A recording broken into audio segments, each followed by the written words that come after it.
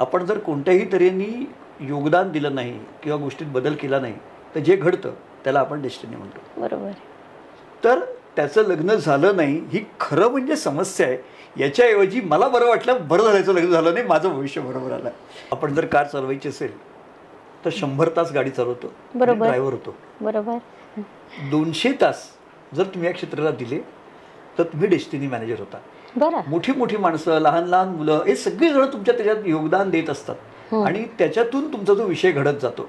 विद्यार्थी असेल, व्यावसायिक असेल, प्रत्येकासाठी डेस्टिनी मॅनेजमेंट वेगळी, त्याची दिशा वेगळी.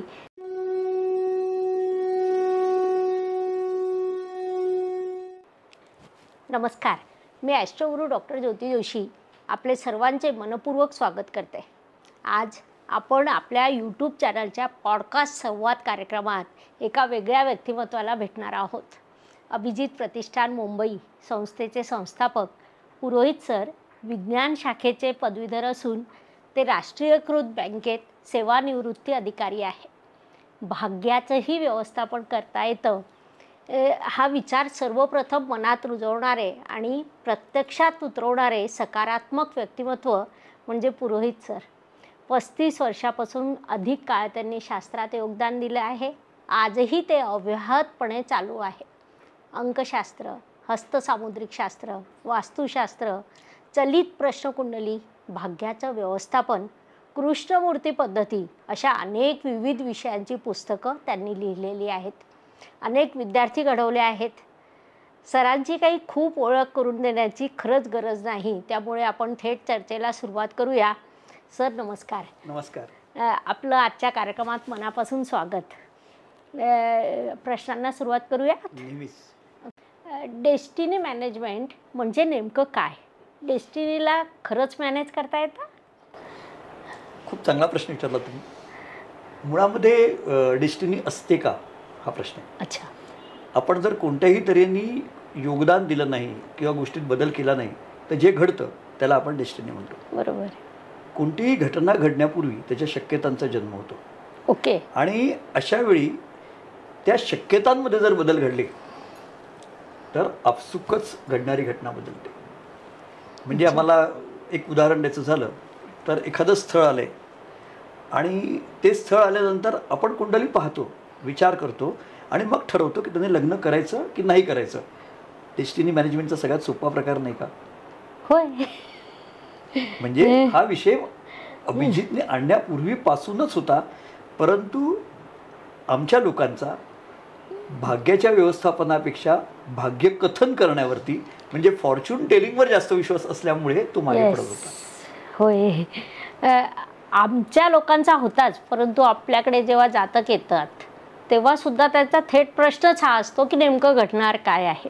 किंबहुना वर्षानुवर्ष, शतकानुशतकं आपण भाग्य पाहत आलो. पत्रिका ही पाहण्यासाठी असते, घडवण्यासाठी असते. हा शब्द कुठून आला? तो असाच योगायोगाने आणि अपघाताने आला. बरं. म्हणजे अपघात अच्छे होते. खूपच चांगले असतात. म्हणजे जेव्हा मी प्रॅक्टिस सुरू केली तेव्हा माझ्यावरती कृष्णमूर्ती पद्धतीचा प्रचंड पगडा होता. बरं. आणि भविष्य कथन करताना कृष्णमूर्ती पद्धतीचं एक वैशिष्ट्य असं होतं की हो किंवा नाही असं स्पष्टपणे सांगून टाकायचं. बरं. अशा वेळी त्या जातकासाठी सांगितलेलं भविष्य त्याच्या कामाचं आहे की नाही यापेक्षा माझं भविष्य कसं बरोबर आलं याच्याकडे आमचा कल यायला लागतो. होय. उदाहरणार्थ एका जातकाला आपण सांगितलं की तुझं लग्न होणार नाही आणि त्याचं लग्न खरंच झालं नाही तर त्याचं लग्न झालं नाही ही खरं म्हणजे समस्या आहे. याच्याऐवजी मला बरं वाटलं, बरं झाल्याचं लग्न झालं नाही, माझं भविष्य बरोबर आलं. इथे कुठेतरी जातक आणि व्यावसायिक यांच्यामध्ये गडबड सुरू होते. एखाद्या माणसाला आपण सांगितलं की तू नक्की तुरुंगात जाणार आणि ते भविष्य बरोबर आलं तर आपल्याला आनंद होतो आणि तो तुरुंगात असतो. हे बरोबर आहे का? आणि म्हणूनच अशा तऱ्हेची स्थिती असताना त्यातून मार्ग शोधणं, त्यातून व्यवस्थापन करणं ही आपली जबाबदारी नाही का? म्हटलं तर चूक आहे, परंतु काही व्यक्ती अशा असतात की ज्यांचं आपण सांगतो की हे तुरुंगात जातील. सिच्युएशन सुद्धा तशी असते, परंतु त्यांच्या पोझिशनमुळे ते जाऊ शकत नाहीत किंवा ते मॅनेज करतात. ती सुद्धा एक डेस्टिनी डेस्टिनी मॅनेजमेंट. मॅनेजमेंट आहे. पण व्यावसायिक म्हणून आम्ही जातकाच्या सुखात सुखी आणि दुःखात दुःखी होणं हे अपेक्षित आहे. म्हणजे कोणताही डॉक्टर जर तुमच्याकडे आला आणि त्यांनी सांगितलं की तुमचा हा पेशंट 2 दिवसात मरणार आहे, बरोबर, आणि तो खरंच 2 दिवसात गेला, तर तुम्ही त्या डॉक्टरला श्रेय द्याल का? ह्या उलट जर डॉक्टरने तुम्हाला सांगितलं की आपण ह्या पेशंटला वाचवायचे प्रयत्न करू होय, आणि तो पेशंट वाचला, तर तुम्ही डॉक्टरला श्रेय द्याल की डॉक्टरने सांगितलं आणि पेशंट मेला तर त्याला श्रेय द्याल? विचार छान आहे, वेगळा आहे. खरं तर असं समाजात अनेक लोक एका विशिष्ट पॅटर्नने चालत असतात, वर्षानुवर्ष ते तसंच चालतात. अशा सिच्युएशनमध्ये तुम्हाला ही दिशा बदलावी की आपण जे काही बोलतोय ते जातकाच्या अनुषंगाने कसं व्हावं, कदाचित त्याला तुम्ही डेस्टिनी मॅनेजमेंट म्हणत बरोबर असाल, आहे. तर तो विचार कुठून आला? त्याचं असं झालं की परंपरागत पद्धतीने काम करायचं नाही हे पहिल्यापासूनच माझं ठरलं होतं. बरं, आणि ज्योतिष क्षेत्रात जर काम करायचं असेल तर भविष्यकथन करणं, गंडे दोरे रत्न अशा तऱ्हेचे उपाय सांगणं हे कॉमन होतं. कॉमन होतं. जर हे सगळेच करतायत तर माझी गरज काय, असा मला मुख्य प्रश्न. हो, त्यांना करू दे की त्यांचं काम. येस, मग जर मला काही काम करायचं असेल तर ते थोडंसं ॲनालिटिकल पद्धतीने, लॉजिकल पद्धतीने आणि कॉमन सेन्स ठिकाणावर ठेवून करावं असं आम्हाला वाटलं. आणि त्यातूनच एक दिवशी अपघाताने डेस्टिनी मॅनेजमेंट या शब्दाचा जन्म झाला. बरं, आणि जन्म झाल्यानंतर ते बाळ इतकं जोरात वाढायला लागलं अच्छा, की आमच्या लक्षात आलं की खरोखरच काहीतरी लोकांनी स्किप केलं आयुष्यामध्ये, काहीतरी गमावलंय. आणि त्यानंतर आम्ही मागे वळून पाहिलं नाही. 1999ला हा विचार आला आणि त्याच्यानंतर त्या विचाराची एक थिंक टँक तयार झाली. बरं, मोठी मोठी माणसं, लहान लहान मुलं हे सगळेजण तुमच्या त्याच्यात योगदान देत असतात आणि त्याच्यातून तुमचा जो विषय घडत जातो. बरं, आज जेव्हा आम्ही डेस्टिनी मॅनेजमेंट विषयाचा विचार करतोय तेव्हा सुरुवातीला आम्ही म्हणायचो आर्ट ऑफ डेस्टिनी मॅनेजमेंट, अच्छा, आणि आज आपण म्हणतो डेस्टिनी मॅनेजमेंट इज रियालिटी. क्या बात आहे. हा बदल आपल्याला लक्षात आला पाहिजे. बरं, मॅनेजमेंट म्हणजे परिवर्तनशील असणारा विषय. हम्म, हे लिहून ठेवलं आहे, हेच सांगितलं पाहिजे. आम्ही ओझ्याचे भारवाही, भाग्य से पहिले, समय से ज्यादा कुछ नहीं मिलता, ह्यातून बाहेर आलो नाही आपण. बरं, तर डेस्टिनी मॅनेजमेंट कसं करणार हा खरा मुद्दा ते उपस्थित होतो. खूपच छान. म्हणजे समाजाला ज्याची गरज असतं ते पिकतं, वाढतं आणि टिकतं. करेक्ट. ते टिकलं कारण की त्याची समाजाला गरज होती. अगदी आपण ज्याला पारंपरिकता म्हणतो ती सोडून तुम्ही एक वेगळी वाट आखली आणि त्या वाटेवर तुमच्यासोबत तुमच्या मागे एक मोठी पिढी येते. तर नवीन पिढीने या विषयाचा अभ्यास करताना नेमका कसा करावा? त्यांनी डेस्टिनी मॅनेजमेंटच्या वेळी ज्योतिषशास्त्राचा अभ्यास आवश्यक आहेच, त्यासोबत अजून कोणकोणते विषय अभ्यासाला घ्यावेत? जे विषय भविष्यकथन करण्यासाठी उपयोगी आहेत त्या सगळ्या विषयांना शिकायला हरकत नाही. आम्ही मुळामध्ये प्रत्येक विषय शिकताना दुसऱ्या विषयाला कमी लेखण्याचा प्रयत्न करतो. म्हणजे जेव्हा मी कृष्णमूर्ती पद्धती शिकत होतो किंवा वापरत होतो तेव्हा मला असं वाटायचं की प्रचलित ज्योतिषशास्त्राप्रमाणे भविष्य सांगणारी मंडळी ही कमी प्रतीची आहेत. बरं, पण नंतर माझ्या लक्षात आलं की दोन्ही पद्धतींना स्वतःच्या मर्यादा आहेत आणि प्रत्येक पद्धतीमध्ये काहीतरी सौंदर्य स्थान आहेत आणि ही सौंदर्य स्थानं असल्यामुळे त्या पद्धती टिकतात. जसं प्रचलित ज्योतिषशास्त्रामध्ये आपल्याला असं दिसून येतं की त्यांच्यामध्ये एक सरसकटपणा आहे, एक सोपेपणा आहे आणि त्याच्यामध्ये एक अनुभवाचा एक मोठं भांडार आहे. पाश्चात्य ज्योतिषशास्त्रामध्ये सुद्धा तसंच आहे, ते पण खूप सुंदर आहे. मग जर ही सगळी ज्योतिषशास्त्र ही मानवाच्या कल्याणासाठी आहेत, ही जर आपल्यासाठी आहेत, तर त्या विषयांची एकमेकांच्यात भांडणं आणि मारामारी लावण्याची काहीच आवश्यकता नाही. तुम्ही तो विषय फॉलो करा बरोबर, आणि त्याचा उपयोग करा. एक विषय वापरताना आपल्याला हे सांगणं आवश्यक आहे का की दुसरा विषय उपयुक्त नाही? आवश्यक नाही. बरोबर, त्याच्यातूनच या डेस्टिनी मॅनेजमेंटचा जन्म झाला. बरोबर आहे. आणि मल्टिपल सिस्टीम्सचा उपयोग करणं ही डेस्टिनी मॅनेजमेंटची सगळ्यात मोठी खूबी आहे. हा त्याचा USP आहे असं म्हणेन मी. ग्रेट. आपल्या ऋषीमुनींनी ज्योतिषशास्त्र निर्माणच यासाठी केलं होतं की मानवी आयुष्य सुखद आणि सुखकर व्हावं. आणि ते इतकं प्रभावी होतं की मध्ये खूप वेगवेगळ्या थरातून विरोध झालेत, परंतु तरीसुद्धा ते टिकून आहे कारण ते मानवी आयुष्य समृद्ध करण्यासाठी आहे. मग त्याच्यात आता तुम्ही नाविन्य आणताय, स्थळ काळ वेळेनुसार बदल करताय, ही खरं तर खूप मोठी गोष्ट आहे. जर एखाद्या विद्यार्थ्याला या विषयात करिअर करायचं असेल, खरं सांगायचं तर ही काळाची गरज आहे. म्हणजे मी असं म्हणेन, प्रत्येक लाख लोकांमध्ये एक डेस्टिनी मॅनेजर आवश्यक आहे. आज ती जागा फॉर्च्यून टेलर घेत आहेत, कुठे यूट्यूबर्स घेत आहेत, कुठे आणखीन काही वेगवेगळ्या तऱ्हेची माणसं घेत आहेत. परंतु त्यामुळे माणसांचं समाधान होणार नाही. ते कोणत्या ना कोणत्या तरी पद्धतीच्या विकृत मार्गाकडे जायची शक्यता आहे. म्हणजे कोणत्या तरी प्रकारच्या उपासना पद्धतींच्या मागे लागतील, नंतर कोणत्याही तऱ्हेच्या गंडदोऱ्यांच्या मागे लागतील आणि विश्लेषणात्मक दृष्टिकोनापासून लांब जातील.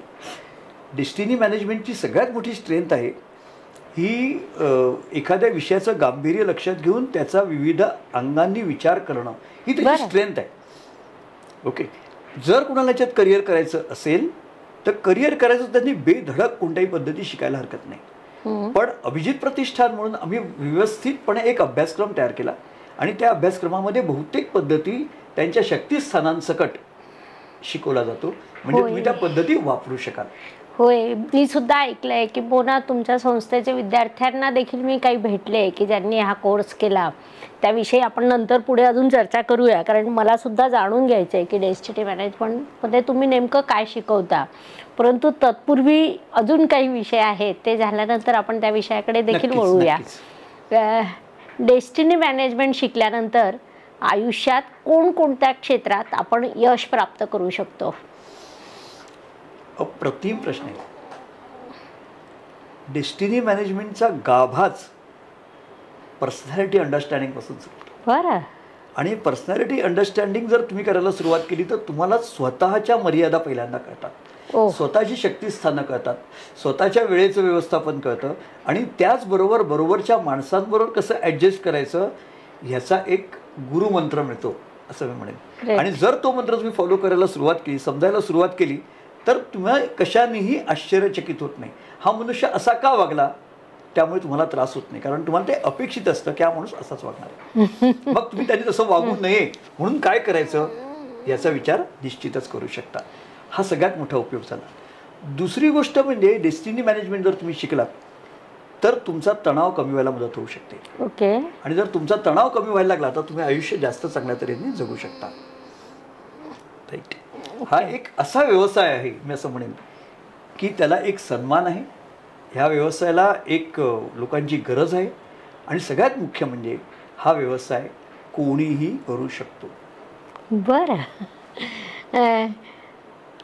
खूपच छान वाटतंय की एक वेगळी दृष्टी 21व्या शतकात विविध पद्धतीने दृष्टी विकसित व्हाव्या, थॉट्स विकसित व्हावेत, हे महत्त्वाचे आहेत, कारण आपल्यासमोर चॅलेंजेस खूपच जास्त आहेत. तर डेस्टिनी मॅनेजमेंट व्यक्तीप्रमाणे बदलतं. आता समजा एखादी गृहिणी असेल किंवा एखादा नोकरदार व्यक्ती असेल, विद्यार्थी असेल, व्यावसायिक असेल, प्रत्येकासाठी डेस्टिनी मॅनेजमेंट वेगळी, त्याची दिशा वेगळी. ती तुम्ही कशा पद्धतीने ती काम करते, करू शकते? तुमच्या प्रश्नाचंच बरंचसं उत्तर आहे. बरं. जर गृहिणी असेल तर तिच्या आयुष्यात घडण्याच्या शक्यता पण कमी असतील.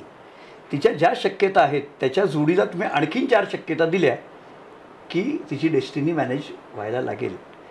म्हणजे ही सुगृहिणी कदाचित एखाद्या विषयाचा अभ्यास करून प्रॅक्टिस करू शकेल. ही सुगृहिणी घरातील नातेसंबंध सुधारण्यासाठी मदत करू शकेल. ही सुगृहिणी आरशात स्वतःला पाहून स्वतःचं व्यक्तिमत्व उत्तम कसं आहे हे लक्षात घेऊ शकेल. आणि त्यातूनच आम्ही म्हणतो त्याप्रमाणे she can explore herself and that is a master key of destiny management. Great. तुमच्याकडनं जसजसं डेस्टिनी मॅनेजमेंटची माहिती मिळते त्या पद्धतीने मला सुद्धा असं वाटायला लागलं की प्रत्येक विद्यार्थ्याने हा कोर्स केला पाहिजे. आपल्या श्री ज्योतिष संशोधन केंद्रात जवळपास 14,500 विद्यार्थी आहेत आणि त्यांनी या कोर्सचा कुठेतरी लाभ घ्यावा की जेणेकरून समाजात ही चळवळ पोहोचेल. आता चळवळ ही अनेक प्रकारची असते. समाजात सौख्य निर्माण करणं, आनंद निर्माण करणं, याला देखील आपण चळवळ म्हणू शकतो. सगळ्यांचे आयुष्य बदलणं, याला देखील आपण चळवळ म्हणू शकतो. तर आपल्या संस्थेच्या विद्यार्थ्यांनी या कोर्सचा नक्की विचार करावा. आणि सर, हा कोर्स केव्हा, कुठे, कसा घेतला जातो त्याची जरा सविस्तर माहिती द्या. सी आपण जर कार चालवायची असेल तर 100 तास गाडी चालवतो, बरोबर. ड्रायव्हर होतो. बरोबर. 200 तास जर तुम्ही या क्षेत्राला दिले तर तुम्ही डेस्टिनी मॅनेजर होता. Great. चांगले होता किंवा खूप चांगले होता हे तुमच्या अच्छा. वैयक्तिक क्षमतेवरती अवलंबून असतं. बरं. त्यामुळे विविध विषयांच्या एकत्रित असणाऱ्या पद्धतीच्या अभ्यासक्रमाला किमान 200 तास तरी जरूर लागतात. तेव्हा कोणाही विद्यार्थ्यांनी हा कोर्स जरूर करायला हरकत नाही आणि सामान्यपेक्षा चांगली बुद्धिमत्ता असणारा माणूस हा अभ्यासक्रम निश्चितच चांगला करू शकतो. आणि श्री ज्योतिष संशोधन केंद्राचे विद्यार्थी निश्चितच त्यासाठी मूलतः तयार असतील असं मला वाटतं. होय, कारण त्यांचा पाया नक्कीच पक्का झालेला आहे. शास्त्राचं सखोल अभ्यास आहे, सविस्तर नियम त्यांचे पाठ आहेत. तुम्हाला एक फिनिशिंग लेवलने काम करून मार्गदर्शन, हा जो ज्योतिषशास्त्र शब्दाचा मुख्य अर्थ मार्गदर्शन, त्याची दिशा तुम्ही कन्वर्ट करायची. निश्चितच माय प्लेजर. आणि मला खात्री आहे की तुम्ही सुद्धा डेस्टिनी मॅनेजमेंटच करत आहात. कसं ते मी तुम्हाला सांगतो. अच्छा. सी कोणताही विषय शिकताना फक्त पुस्तक वाचलं काहीतरी समजलं, फक्त शिक्षकाचं ऐकलं काहीतरी समजलं आणि त्याच्यासाठी परीक्षा दिल्या जास्त काही समजलं. बरं. आणि हाच मार्ग तुम्ही अवलंबतात. त्यामुळे तुमचे विद्यार्थी घडतायत आणि कोणत्या तरी प्रकारच्या श्रद्धा अंधश्रद्धांच्या जंजाळातून बाहेर येऊन आपण काहीतरी करू शकतो ही भावना त्यांच्या मनात निर्माण होतीये. हे डेस्टिनी मॅनेजमेंटचं पहिलं पाऊल तुम्ही ऑलरेडी टाकलेलं आहे. धन्यवाद. खूपच छान. डेस्टिनी मॅनेजमेंटचा प्रसार करताना तुम्ही वर्षानुवर्ष कार्य करतात. अनेक जातक तुमच्या आयुष्यात आले असतील, अनेक अनुभव आले असतील. आपण सगळे आपल्या स्मरणात राहतात असं नाही. मात्र या क्षेत्रात काही कार्य करताना काही लोक विशेषत्वाने स्मरणात राहतात किंवा काही घटना किंवा जिथे खूप मोठे बदल झालेले असतात असे लोक लक्षात राहतात. तर अशा काही आठवणी सांगाल? अशा खूप आठवणी असतात, खूप परंतु असतात. इतर क्षेत्रांप्रमाणेच मी सुद्धा एका गोष्टीवर विश्वास ठेवतो आणि ती म्हणजे जातकाची प्रायव्हसी. परफेक्ट. त्यामुळे एखाद्या जातकाचा चुकून सुद्धा नामोल्लेख केला मी तर ते मला आवश्यक वाटत नाही. ज्याप्रमाणे एखादा मोठा डॉक्टर त्यांनी कोणाकोणाची ऑपरेशन केली त्यांचे फोटो लावत नाही, त्याप्रमाणे एखाद्या डेस्टिनी मॅनेजरनी सुद्धा मी अमक्या अमक्याला मार्गदर्शन केलंय हे न सांगणं जास्त योग्य असतं. हां, एक उदाहरण तुम्हाला मी गमतीदार उदाहरण म्हणून नक्की देऊ शकतो. पती पत्नीमध्ये खूप वाद विकोपाला गेले होते आणि गंमत म्हणजे दोघंही माझ्या संपर्कात आले. बरं. आणि त्यांना न कळत त्यांचे नातेसंबंध सुंदर करून द्यायचं काम मी केलं. That was an example. आणि आज सुद्धा त्या दोघांनाही माहीत नाही आहे की त्यांचे नातेसंबंध सुधारलेत हे माझ्याकडूनच सल्ला घेऊन सुधारले होते. म्हणजे त्यांना प्रत्येक स्टेपला तुम्ही उद्या भेटू नका, परवा अमकं करू नका, नंतर अमुक करा, नंतर तमुक करा, ह्या तऱ्हेचे सल्ले हे स्टेप बाय स्टेप दिलेले होते आणि इट रिअली वर्कड. सो आज त्यांचा संसार चालू आहे. अशा केसेस डेस्टिनी मॅनेजमेंटमध्ये नक्की घडतात. बरोबर. ही प्रायव्हसी आपण जातकांची कायमच जपतो आणि खरं तर आज हा खूप मोठा प्रश्न झालेला आहे. घटस्फोटाचं वाढतं प्रमाण किंवा सोबत राहून वेगळं राहत असल्यासारखं राहणं, या गोष्टी संख्येने प्रचंड होतात. म्हणजे रोज आपल्याकडे जे जातक येतात, एक दिवस असा जात नाही किंवा एखाद्या दिवसाला 2-2, 3-3 केसेस याच प्रकारच्या असतात की दोघांमध्ये विसंवाद आहे. आणि जेव्हा आपण खोलात जातो तेव्हा खरं तर मोठं कारण काहीच नसतं, ते अत्यंत छोटं कारण असतं, पण त्याच्यामुळे खूप दुरावा तयार झालेला असतो. आणि अशा पद्धतीने जेव्हा आपण कार्य करतो तेव्हा त्यांना जेवढं बरं वाटतं त्यापेक्षा मला असं वाटतं आपल्याला खूप काहीतरी जास्त बरं वाटतं, समाधान मिळतं. आणि ती एक मोठी गोष्ट आहे. म्हणजे ठीक आहे, प्रत्येक व्यवसायात पैसा मिळतोच, पण जॉब सॅटिस्फॅक्शन हा जो भाग असतो तो त्याच्या पुढचं पाऊल असतं. आणि आपल्यावर ईश्वराची ही कृपा आहे की आपल्या व्यवसायात जॉब सॅटिस्फॅक्शनच्या संधी रोज चालत येतात. तर अशाच अजून नावं आम्हाला अपेक्षितच नाही आहे, परंतु अजून असे काही अनुभव असले की अनेक लोक आजसुद्धा घरात विचारात असतात की कसं करायचं. दोघं विनाकारणच वाद होतात, दोघं दुरावतात. मग अशा वेळी आपल्या वैयक्तिक छोट्या सल्ल्यांनी त्यांचं आयुष्य सेट होतं. तुम्ही हा अनुभव सांगितला म्हणून अशा अनेक लोकांना हा पर्याय समोर येईल की आपण पुरोहित सरांशी ह्या बाबतीत बोलायला हरकत नाही. सी हे कुठेतरी एक चांगलं कार्य आपण म्हणू शकतो. ठीक आहे, तर अशा पद्धतीने अजून कोणते प्रश्न तुम्ही सोडवलेत ते जर आम्हाला कळले. आता तुम्हाला त्यासाठी मी एक क्लू देतो. हां आमच्या विद्यार्थ्यांना आम्ही एक कन्सेप्ट शिकवतो आणि ह्या कन्सेप्टचं नाव आहे 4 कप कन्सेप्ट. बरं. सी कुंडली नावाचं एक ॲप आम्हाला वरदान म्हणून मिळालंय. परफेक्ट. आणि ह्या ॲपमध्ये भरपूर स्कोप आहे प्रत्येक गोष्टीला समजण्याचा, वापरण्याचा. सांगायचं झालं तर कुंडलीतील 4 धनस्थान आहेत, 2, 5, 8 आणि 11. खरं पाहिलं तर हे 4 कप आहेत. येस. आणि हे 4 कप कसे स्थिर कप आहेत. म्हणजे उदाहरणार्थ आता धनस्थानाचा कप आहे, हा कशाचा आहे तर एक आदान प्रदान करण्याचा, एकत्र जेवणा खाण्याचा, एकमेकांना ॲप्रिशिएट करण्याचा, एका छताखाली एकमेकांबरोबर आनंदाने राहण्याचा कप. बरोबर आहे. हा कप कसा आहे कुंडलीमध्ये जसा उघडा आहे. येस. ह्या कपात काहीही आम्हाला भरता येतं. होय. असा सुंदर कप आहे की नाही हा. जर तो कप दुखावला तर नातेसंबंध खराब होणारच आहेत. होय.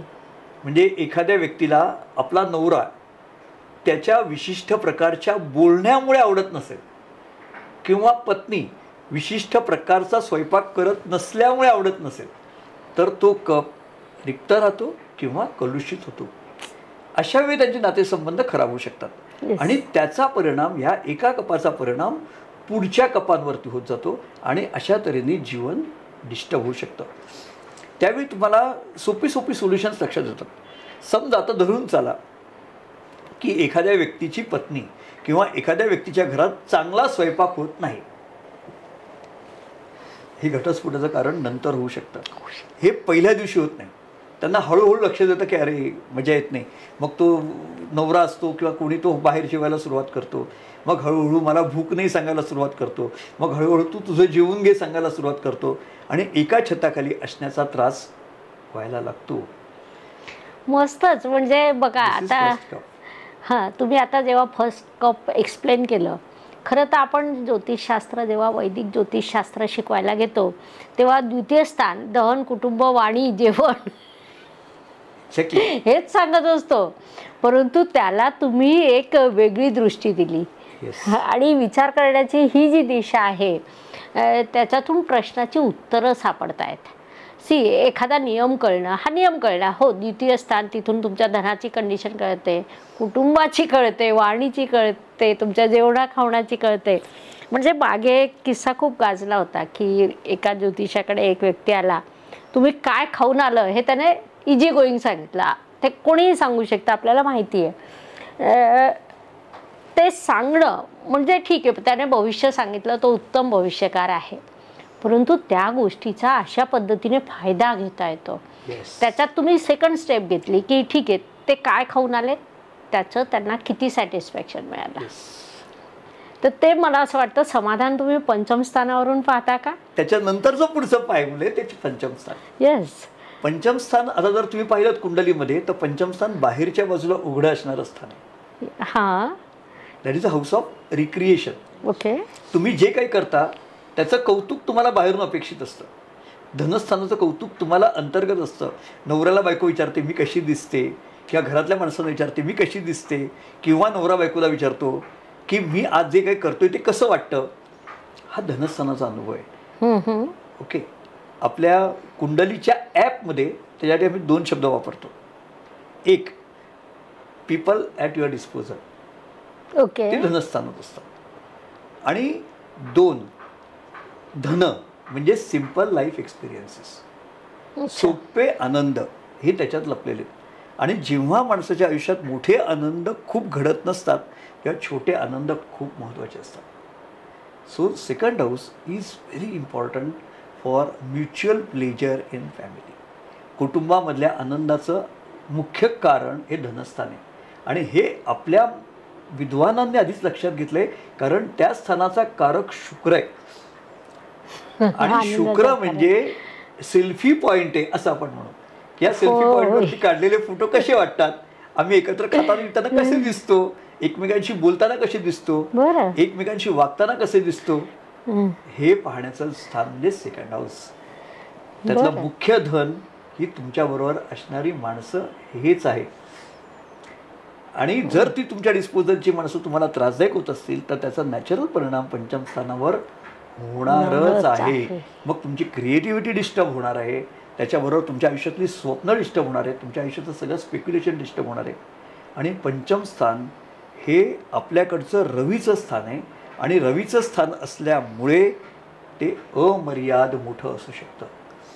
म्हणजे तिथे घडणाऱ्या गोष्टी ह्या जगाचा सगळा व्यापार सांभाळण्यासाठी पुरेशा आहेत. ओके. आणि डेस्टिनी मॅनेजमेंटचं एक स्टेटमेंट मी इथे ॲड केलं तर चालेल असं मला वाटतं. बिलकुल. आणि ते स्टेटमेंट आहे, love is soul purpose of life. Perfect. Soul म्हणजे आत्मिक कारण, प्रेम हे जगण्याचं आत्मिक कारण आहे. क्या बात आहे. सी, एखादी यशस्वी व्यक्ती कोणत्याही क्षेत्रातली असेल त्याच्यावर प्रेम करणारी माणसं खूप असतात. मग तो टेररिस्ट ऑर्गनायझेशनचा नेता असो, नाहीतर एखादा कलावंत असो किंवा एखादा उद्योजक असो, ओके. ज्याच्यावर प्रेम करणारी माणसं खूप असतात तो माणूस आयुष्यात यशस्वी होतो. आणि म्हणूनच प्रत्येकाने प्रेम मिळवण्याचा प्रयत्न केला पाहिजे. आता हे तुम्हाला मी नव्याने सांगायची गरज नाही आहे, पण प्रेम निर्माण करण्यापेक्षा प्रेम मिळवणं हे महत्त्वाचं आहे असं रवी म्हणतो. हे पंचम स्थानाची देणगी आहे.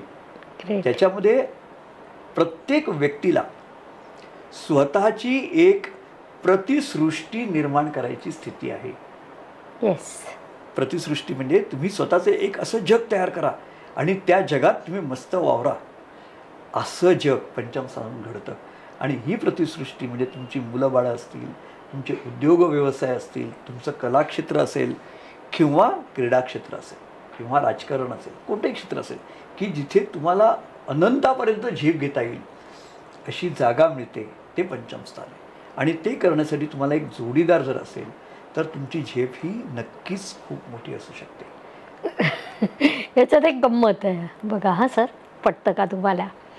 हे सगळं परफेक्ट आहे, सोल पर्पजसुद्धा आहेच. याच्यात दोन बाबी येतात. पंचम स्थान हे चतुर्थाचं धनस्थान आहे. म्हणजे कुटुंबातून तुम्हाला सपोर्ट मिळाला तर तुम्ही 100% यशस्वी होतात. षष्ठाचं व्ययस्थान आहे, म्हणजे कुटुंबातून मोठा विरोध झाला की तुम्ही 101% यशस्वी होतात. मॅडम तुम्ही you are on a dot. पंचम स्थान हा चतुर्थ आणि षष्ठ स्थानाच्या मधला ब्रिज आहे. ब्रिज. ओके. आणि ज्यांच्या आयुष्यात मनस्ताप जास्त त्यांचंही पंचम स्थान मोठं असू शकतं. यस. आणि ज्यांच्या सवयी वेगळ्या त्यांचंही पंचम स्थान मोठं असू शकतं. आता फक्त त्या पंचम स्थानाला कुठपर्यंत न्यायचं हे त्यांच्या हातात असतं. त्यांच्या हातात असतं. राईट. परफेक्ट. आता हे कप तुम्ही मला जेव्हा सांगितले तेव्हा द्वितीय स्थान, पंचम स्थान मान्यच, परंतु अष्टम स्थान की ज्याला आपण पत्रिकेतील अत्यंत निगेटिव्ह स्थान मानतो, अडथळे, अडचणी, संघर्ष, किंवा जिथून आपण लोक मृत्यू स्थान म्हणतात, मी आयुष्य स्थान म्हणते, कारण तेवढं आयुष्य त्याने आपल्याला दिलेलं असतं, व्हॉट एव्हर. परंतु ते पत्रिकेतलं एक निगेटिव्ह स्थान असताना तुम्ही त्याला 4 कपमध्ये घेतलं, ते का? तुमच्या प्रश्नात पुन्हा एकदा उत्तर आहे. अरे बापरे. सी, आयुष्य दिलं म्हणजे हा कप कसा आहे, उलटा आहे. ओके. हा रिक्त होणारा कप आहे. बरं. त्यामुळे रिक्त होणारा कप जर रिक्त झाला नाही तर काय होईल? ओ. तर सगळ्या तऱ्हेचे त्रास, द्वेष, तिरस्कार, हिंसाचार सगळे घडतील. हा कप रिक्त होणं आवश्यक आहे. ह्या कपामध्ये पझेशन आहे, ह्या कपामध्ये क्रुएल्टी आहे, ह्या कपामध्ये वासना आहेत आणि ह्या कपामध्ये असणारी भावना ही अत्यंत पराकोटीची भावना आहे. जर हा कप रिक्त झाला नाही तर ती माणसाला त्रासदायक ठरते. पझेशन इज अ की वर्ड फॉर 8th हाऊस. आणि म्हणूनच जेव्हा नातेसंबंधामध्ये पझेशन निर्माण होतं, नातेसंबंधामध्ये क्रुएल्टी निर्माण होते, क्रौर्य निर्माण होतं, तेव्हा हा कप बाकी तर कपांना देखील तोडून काढणे इतका भक्कम असू शकतो, इतका वाईट असू शकतो. म्हणून हा कप रिक्त होणं आवश्यक आहे. आपल्या वासना ह्या रिक्त होणं आवश्यक आहे. आपल्यामधील जो काही संताप आहे, तिरस्कार आहे, तो रिक्त होणं आवश्यक आहे. म्हणून तो कप विरुद्ध आहे असं आपण म्हटलं पाहिजे. जसं धनस्थानाचा कप हा भरत राहिला पाहिजे, त्यात नवीन वस्तू येत गेल्या पाहिजेत, तसाच अष्टम स्थानाचा कप हा रिक्त झाला पाहिजे असं त्याचा अर्थ होतो. होय होय, आपण करतोच ना उपायशास्त्रामध्ये. लोकांना रिक्त व्हायला जागा निर्माण कशा करता येतील हे सुद्धा सांगत असतो काउन्सिलिंगमध्ये, आणि ते बेस्ट आहे. परंतु फक्त हा विचार मला पहिल्यांदा कळला की असं सुद्धा असू शकतं. अदरवाईज अष्टम स्थान म्हणजे एक नकारात्मक स्थान असंच आपण विचार करतो. आता चौथा कपही सांगा. तिसऱ्या कपातली एक गोष्ट अजून राहिली. बोला की. पहिला कप तो शुक्राचा होता. हो. दुसरा कप रवीचा आहे. होय. आणि तिसरा कप मंगळाच्या जलतत्वाचा आहे, हे आपण विसरता कामा नये. ओके. त्यामुळे इथे असणाऱ्या गोष्टी ह्या कुजणार आहेत, सडणार आहेत, त्यातून विष निर्माण होणार आहे किंवा त्यातून औषधं पण निर्माण होणार आहे. जसं तुम्ही सांगितलं त्याप्रमाणे की एखादं कारस्थान, एखादी कॉन्स्पिरसी ही चांगली पण असू शकते. त्यातून तुम्ही संशोधन करू शकता, त्यातून तुम्ही दुसऱ्या देशात असणारी माहिती मिळवू शकता, जासूसी करू शकता. अशी पण ती अष्टम स्थानाची महती असू शकते. कारण त्याला मृत्यू, जर तुमची गोष्ट चुकली तर मृत्यूदंड आहे. अष्टम स्थान हा कप एक वेगळा कप आहे आणि तो अत्यंत आवश्यक आहे, कारण हा कप सुद्धा तुमचं संरक्षण करत असतो. Okay, now coming to last cup. चौथा कप आपण घेऊया. हा कप पुन्हा बाहेरच्या बाजूला गेलेला आहे. शनिदेवांचा आहे. शनिदेवांचा आहे आणि लाभस्थानाचा कप आहे. हा मैत्रीचा कप आहे. चांगल्या वैवाहिक जीवनामध्ये ज्यांची मैत्री टिकली त्यांचं सगळं टिकलं. ज्या कुटुंबामध्ये नवरा आणि बायको यांच्यामध्ये मैत्री आहे, त्यांच्यामध्ये संतती असो नसो, शरीर संबंध असोत नसोत, खाण्यापिण्याच्या गोष्टी देखील मिळत न मिळत, मैत्री ही मैत्री असते. होय. आणि जर मैत्रीचा कप चांगला नसेल तर दोघं परस्परांना सोडून आपले वेगवेगळे ग्रुप्स करतात आणि मग त्यांचं आयुष्य हे एकमेकांना पॅरलल म्हणजे समांतर असं असतं. शनीचा कप आहे ना, हा मैत्रीचा कप आहे. आता एक गंमत सांगतो मी. आणि शनीप्रमाणेच तो त्रयस्थ आहे. बरं. बघा, मंगळाच्या कपामध्ये पोझिशन आहे आणि पोझिशन इज पर्सनल. ओके. आणि शनीचं जे पोझिशन आहे ते त्रयस्थपणाचं आहे. बघा, उदाहरण देतो मी. आपण शाळेत असतो, शाळेत आपल्या बाजूला एक बाकावरती एक व्यक्ती बसत असते. समजा आता माझ्या बाजूला एक राजू बसत होता. मला त्या राजूशिवाय दुसरं काही सुचत नसतं. त्या राजू बरोबर खायचं, प्यायचं, खेळायचं, मस्ती करायची. अरे राजू आज आला नाही शाळेत, मला आवडत नाही. राजूला बरं नाही, मला सहन होत नाही. मी शाळा बदलतो, दुसऱ्या शाळेत जातो. पहिल्या दिवशी मला राजूची आठवण येते, दुसऱ्या दिवसापासून एक सुरेश माझ्या बरोबर असतो. मला त्या राजूची आठवण सुद्धा येत नसते. हळूहळू ती आठवण कमी होत जाते. एक दिवस असा येतो, त्या सुरेशच्या जागी एक रमेश यायला लागतो. मी ऑफिसमध्ये लागल्यानंतर मग मला राजीव आठवत नाही, सुरेश आठवत नाही, मला फक्त काहीशा स्मृतींमध्ये त्या आठवतात, स्मृतीमध्ये असतात. आणि म्हणूनच हे शनीचं लाभस्थान आहे. इथे सबस्टिट्यूट इज ऑब्व्हियस. जिथे सबस्टिट्यूट नाही बरं ते मंगळ आणि शुक्र आहेत, आणि जिथे सबस्टिट्यूट आहे ते शनी आहे, आणि जिथे तुमच्या चॉईसनी सबस्टिट्यूट आहे तो रवी. परफेक्ट. खूपच छान. मला असं वाटतं आज विद्यार्थ्यांना जे काही मिळालं ना, काय म्हणूया, खूप म्हणजे एक वेगळी दृष्टी मिळाली. आणि आपण पॉडकास्टिंग सुरू करण्याच्या मागे कारणच असं होतं की आपण जेवढं व्हास्ट होत जातो, जगातल्या विविध विषयांचा अभ्यास करत जातो, तेवढी डेप्थ आपल्याला मिळते. आणि ज्योतिषी हा सर्व गुण संपन्न असावा, त्याचं बुध चांगलं असावं, शुक्र चांगला असावा, रवी चांगला असावा, त्याला सर्व जगातल्या विविध शास्त्राचं ज्ञान असावं, आणि त्या अनुषंगानेच आपण हा नवीन प्रयोग करतोय. तुम्हाला हा आमचा प्रयोग आवडला का? नक्कीच सांगा. तुम्हाला अजून या क्षेत्रातील तज्ज्ञ व्यक्ती कोण आहेत की ज्यांना ऐकावं असं वाटेल ते देखील सांगा. आपण अजून एक विषय विचार करतोय. ज्योतिषी हे समाजातील महत्त्वाचे मार्गदर्शक आहेतच, मात्र त्याशिवाय इतर अनेक क्षेत्र आहेत. त्या क्षेत्रातील यशस्वी व्यक्तींना बोलवण्याचा देखील आपण प्रयत्न करणार आहोत. म्हणजे आम ते खास अशी जी वाटचाल असते ना, ती वाटचाल सहज नाही निर्माण होत. त्या वाटचालीत अनेक संघर्ष असतात. जसं आता सरांनी सांगितलं, त्या 4 कपांमधले बॉम्बस्फोट असतात. तर हे सगळं करून तिथे पोहोचलेले व्यक्ती काही आहेत की ज्यांना आपण आपल्या या चॅनलवर, आपल्या या कुटुंबात आमंत्रित करणार आहोत, त्यांचे विचार समजून घेणार आहोत. अशी नावं तुम्हालाही काही अपेक्षित असतील तर तुम्ही मला सांगू शकता कमेंट बॉक्समध्ये नेहमीप्रमाणे. आज तर सर आपल्याला भेटलेलेच आहेत. तुम्हाला अजून असं वाटतं का की सरांशी आपण वेगळ्या विषयावर अजून एकदा बोलावं? तसे काही विषय असले तर तसं सुद्धा तुम्ही कमेंटमध्ये टाकू शकता. आता मी सरांना अजून एक प्रश्न विचारेल आणि त्यानंतर आपण रॅपिड फायर राऊंड घेऊया. रॅपिड फायरसाठी तयार आहात? नेहमीच. बरं, तत्पूर्वी मी एक विचारेल की डेस्टिनी मॅनेजमेंटच्या माध्यमातून एखादा व्यक्ती करोडपती किंवा लखपती होऊ शकतो का? म्हणजे करोडपती असलेला लखपती झाला असं नाही. कारण तो एक जोक आहे गाजलेला, तसं नको. लखपती असलेला करोडपती नक्की होऊ शकतो डेस्टिनी मॅनेजमेंटच्या माध्यमातून. See, as I said, destiny management is about creating possibilities.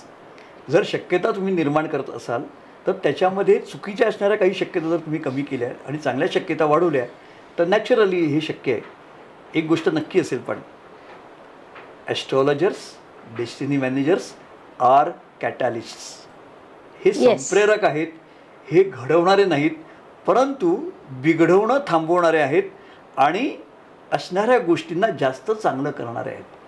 त्यामुळे कॅटॅलिस्ट आणि विनर याच्यात फरक असतो. म्हणजे आमच्या भाषेत सांगायचं झालं तर डर्बी जिंकणारा घोडा, हॉर्सेस विन द रेस. तो घोडा रेस जिंकणारा असेल किंवा जिंकण्याची शक्यता असेल तर आपलं मार्गदर्शन त्याला उपयोगाचं नक्कीच ठरू शकतं.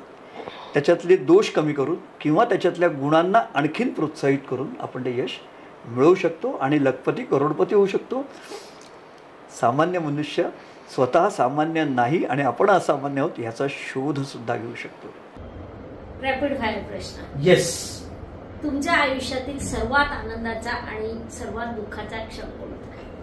बँकेत लागलो होतो. आनंदाचा की दुःखाचा? दोन्ही एकच होते. आनंदाच्या एवढ्यासाठी की त्यानंतर मला पॉकेट मनीची गरज नव्हती, आणि दुःखाच्या एवढ्यासाठी त्यामुळे माझे इतर अनेक मार्ग बंद झाले होते. म्हणजे तुम्हाला सांगायचं झालं तर UPSC एंट्रन्स पास केली होती, पण नंतर माझा अभ्यास करण्याचा इंटरेस्ट संपला. राजकारणात जर जाण्याची संधी मिळाली तर कोणता पक्ष निवडाल?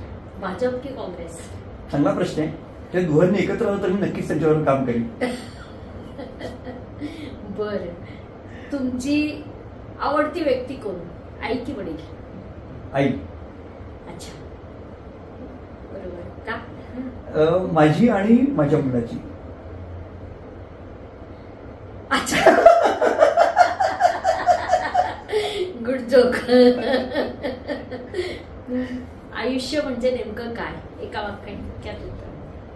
आयुष्य म्हणजे एक अनुभवाची तिजोरी आहे, ती उघडावी आणि हवी तेवढी उपभोगावी. ग्रेट. जर तुम्हाला देवाने वरदान दिलं की तुम्ही तुमचा, ओके, शेवटचाच प्रश्न. हो हो. ज्या पद्धतीने देवाचं अस्तित्व आपण मानतो, देवाला मानतो, त्याच पद्धतीने नकारात्मक ऊर्जा, भूत प्रेत, काळी जादू या गोष्टींचं अस्तित्व तुम्ही मानता का?